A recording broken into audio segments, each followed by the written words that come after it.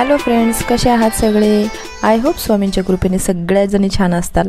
तर welcome back to my channel Marathi ब्लॉगमध्ये तुमचं स्वागत आहे.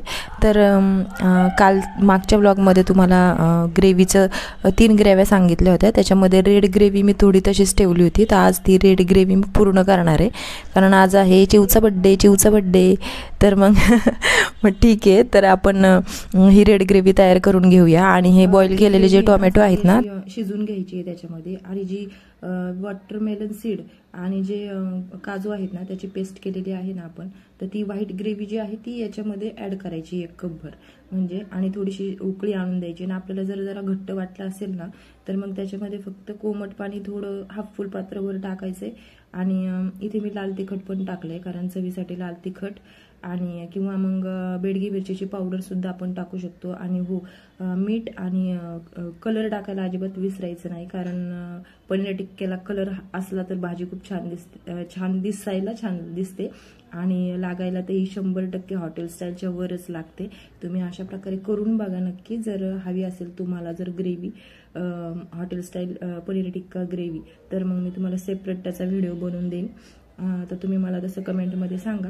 तर हे बघा, अशा प्रकारे मी व्हाईट ग्रेव्ही टाकली त्याच्यामध्ये. आणि अशी चांगली उकळी आणून मग ही आपली रेड ग्रेव्ही. मी मागच्या ब्लॉगमध्येच तुम्हाला सांगितलं होतं की चिवचे केकची आगळी वेगळी डिमांड म्हणजे तिला युनिकॉर्नचा फॉन्टनचा केक हवा होता आणि तोच पाहिजे होता. तर त्याला मला पूर्ण 2 ते 7 वाजेपर्यंतचा वेळ गेला, पूर्ण 4 तास वेळ गेला. आणि तुम्हाला तर माहितीच आहे, आपल्या मुलांची इच्छा पूर्ण करण्यासाठी आपण आई म्हणून खूप झटतच असतो आणि ते करावंच लागतं. आणि इथे बघा, हे 2 जण बड्डे म्हणून खूप दोघांची मस्ती चालू असते. नेहमीच मस्ती करतात, यानं खूप पसारा घालतात घरामध्ये. आणि नंतर मग मी पुढं आता पनीर टिक्का करायला घेतला आहे. तर ह्या तुम्ही बघू शकता की ह्या मी ग्रेव्या तयार करून घेतलेल्या आहेत. ह्या 3 ग्रेव्या, ब्राऊन ग्रेव्ही, रेड ग्रेव्ही आणि व्हाईट ग्रेव्ही. तर हे 3 कप घेतलेत मी मोजण्यासाठी, कारण मेजरमेंट ह्या पनीर टिक्क्याला खूप महत्त्वाची असते. त्याशिवाय ही भाजी अपूर्णच आहे, कारण मेजरमेंटशिवाय ही भाजी पूर्णच होणार नाही, म्हणजे चांगलीसुद्धा लागणार नाही. तर हे 3 ग्रेव्या ना 1 कपभर मी ओतून घेतल्या याच्यामध्ये. आणि 4 जणांसाठी ही भाजी होते, तर मी 1.5 कप घेतलं ती ग्रेव्ही त्याच्यामध्ये टाकायला. आणि नंतर मी ते पनीर जे तुम्हाला दिसलं ना, ते मॅरिनेट करून ठेवलं होतं. त्याचे मीडियम साईजचे पीसेस करून ठेवले होते. आणि मॅरिनेशनसाठी दही आणि त्याच्यामध्ये थोडेसे लाल तिखट, कसुरी मेथी, गरम मसाला आणि मीठ असं टाकलं होतं. आणि ते मॅरिनेशनला ठेवलं होतं. आणि बटर लावून मग एका पॅनमध्ये बटर लावून मग ते मॅरिनेशन झालेलं जवळ अर्धा पाऊण तास मॅरिनेशनला ठेवलं होतं. आणि ते मग नंतर 1 पीस असा याच्यामध्ये ठेवून द्यायचा होता, म्हणजे आपल्याला दोन्ही साईडने ते छान असे भाजून घ्यायचे होते. आणि मोठ्या गॅसवरच हे पनीरचे तुकडे भाजून घ्यायचे आहेत. आणि हो, याच्यामध्ये कलर पण ॲड केला आहे, ते सांगायचंच राहिलं तुम्हाला. आणि कलरमुळे हे पनीर टिक्का जो आहे ना, पनीर टिक्का म्हणतात, तर ते खूपच छान असा कलर येतो त्याला. आणि खूप छान क्रिस्पी असे लागतात. आणि त्याच्या जोडीला मी 2 कांदे आणि 2 ढोबळी मिरची घेतली होती. आणि त्याचे असे मोठे मोठे तुकडे करून घेतले होते. नंतर मी आपला लांबडा राईस पण करून घेतला होता, मोकळा भात जो असतो तो पण करून घेतला होता. जिरा राईस खूप छान लागतो याच्यावर, नाही तर त्याशिवाय पनीर टिक्का पूर्णच आहे. आणि ही माझी पनीर टिक्क्याची भाजी फायनली रेडी झालेली आहे. थोडीशी घट्ट झालेली आहे, तर त्याच्यामध्ये घट्ट झाली असेल तर थोडंसं गरम पाणी आपण ॲड करू शकतो. आणि हा केक आमच्या चिवच्या बड्डेचा फायनली रेडी.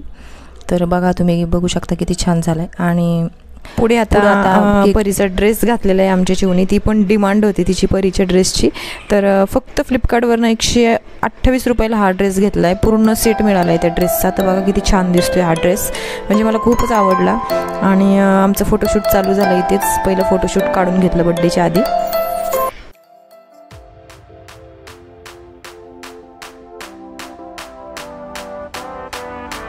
फायनली बड्डे झाला आमच्या चिवचा.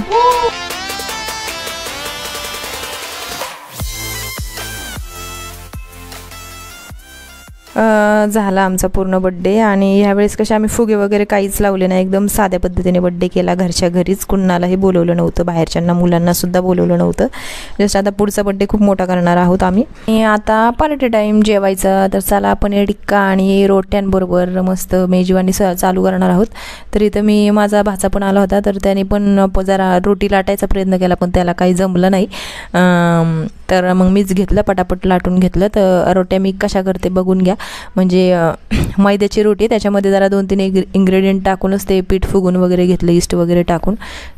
ही मैद्याची रोटी आहे ना आपल्याला जोर देऊन लाटावी लागते. अशी वाकडी तिकडी झाली तरी चालते, कारण गोल मैद्याची रोटी नसतेच. आणि नंतर मग पॅनवर ना म्हणजे त्या रोटीला पाणी लावून मग ते पॅनवर चिटकावं लागतं. आणि मग त्याला जरा बुडबुडे आले, बबल्स येतात, आणि मग ते बबल्स आले की मग ती रोटी जो पॅन आहे तो पालथा करायचा गॅसवर आणि शेकून घ्यायचा. तर जे रोटी आहे मी दुसऱ्या दिवशी केंद्रे यांना पण दिली होती, म्हणजे चिवच्या पप्पांना. तर त्यांच्या ऑफिसमध्ये कुणाला विश्वासच बसत नव्हता की गॅसवरची ही रोटी आहे म्हणून. तर तुम्हाला याची रेसिपी हवी असेल तर मला कमेंटमध्ये सांगा, मी सेपरेट शेअर करेन तुमच्याशी. आणि नंतर मग खूप आम्ही अशा गप्पा मारल्या रोटी करता करता. ॲक्च्युली माझे पाय इतके खूप दुखत होते, इतके दुखत होते.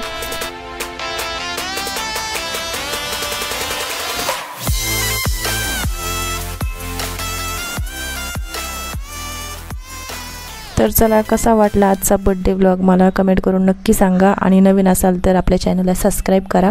तर भेटूया अशाच एका नवीन छानशा व्लॉगमध्ये. तोपर्यंत काळजी घ्या.